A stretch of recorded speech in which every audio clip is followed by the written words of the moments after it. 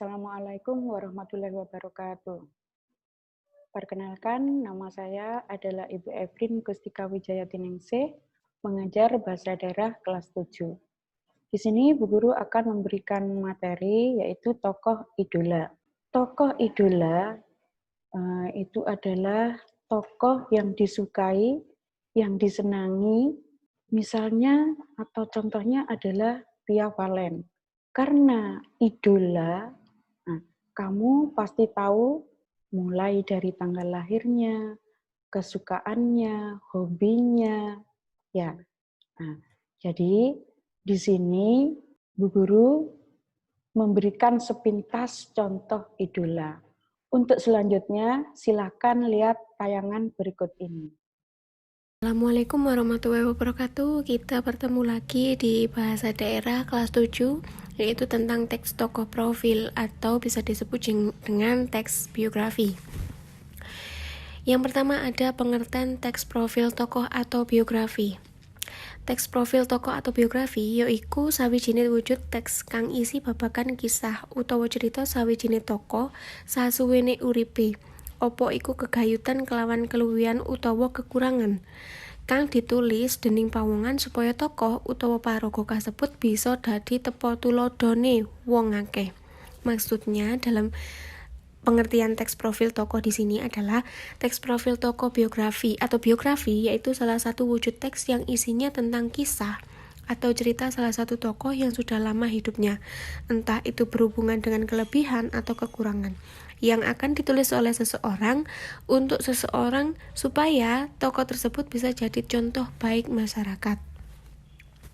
Saliyane biografi, ana uga sing aran autobiografi, yaiku sawijining riwayat urip kang ditulis dhewe dening paraga kasebut. Mula saka iku antarane biografi lan autobiografi beda banget. Prabaden kasebut utamane bisa didelok saka panulise, yaiku apa riwayat kasebut ditulis dhewe apa ditulis dening wong liya.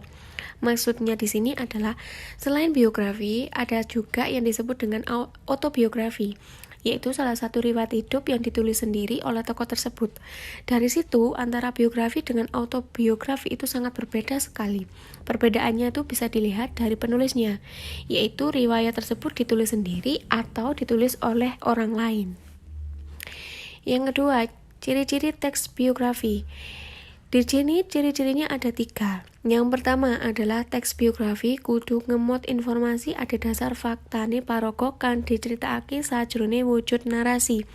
Maksudnya adalah teks biografi ini harus memuat informasi yang berdasarkan fakta tokoh yang diceritakan di dalam wujud narasi ini. Tidak boleh opini dari orang lain ya. Yang kedua adalah ngemot sawijining fakta pengalaman uriping sawijining paraga sajroné mecahake masalah nganti tekan sukses ing pungkasane saengga kene dadi tepa tuladha.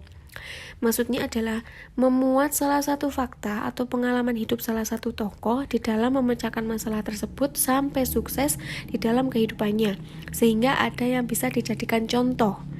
Yang ketiga, teks biografi nduweni struktur kang cetha. Maksudnya adalah teks biografi mempunyai struktur yang sangat jelas. Struktur teks biografi itu yang ketiga. Yang pertama adalah orientasi. Tahap iki mujudake perangan tetepungane sawijining paraga. Isi gambaran wiwitan babagan paraga kasebut ing sajroné teks biografi.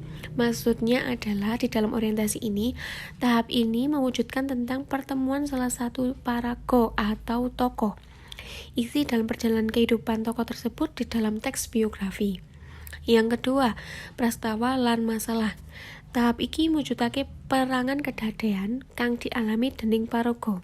Isine babagan panjlentrahé sawijining crita kang rupa pemecahan masalah, proses karire, maneka prastawa nyenengake, negangake, nyediakake, engga ngesanake kang nate dialami dening paraga engga ngeterake anggone nggayuh pangimpen kegayuhan lan kesuksesan. Maksudnya adalah tahap di sini mewujudkan kejadian yang dialami oleh tokoh tersebut. Isinya tentang penjelasan salah satu cerita yang berupa pemecahan masalah, proses karirnya, kejadian, maksudnya kejadian di sini suasananya di dalam biografi tersebut ada yang menyenangkan, menegangkan, menyedihkan, dan tidak mengesankan yang pernah dialami oleh tokoh tersebut. Yang ketiga adalah reorientasi. Tahap iki mujudake perangan panutup. Isine ngenani penemuan panulis marang paraga kang diceritakake. Reorientasi iki asifat opsional, dadi entuk ono lan ora entuk ono. Maksudnya adalah tahap ini adalah penutup. Dari sekian cerita, sekian biografi itu di sini adalah penutup. Tahap ini penutupnya isinya tentang penemuan penulis ke tokoh yang diceritakan. Jadi reorientasi ini sifatnya adalah opsional, boleh ada dan boleh tidak ada. Setelah kalian melihat tayangan tadi, Bu Guru memberikan tugas, silahkan membuat contoh tokoh idola 5 saja. Saya akhiri, sekian saja. Assalamualaikum warahmatullahi wabarakatuh.